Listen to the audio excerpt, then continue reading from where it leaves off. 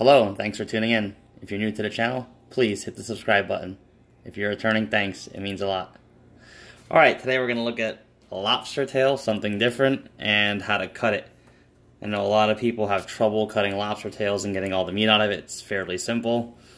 You need a really sharp knife. You're going to look at the lobster tail and make sure that it's all good and it doesn't have any type of growths or barnacles on it. Make sure it's clean. And then we are going to just take and get the knife. And we want to crack the shell.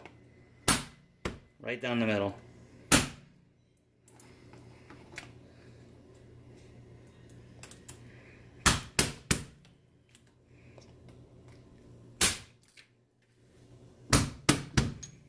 Alright, once you crack the shell down the middle, you can then peel it open.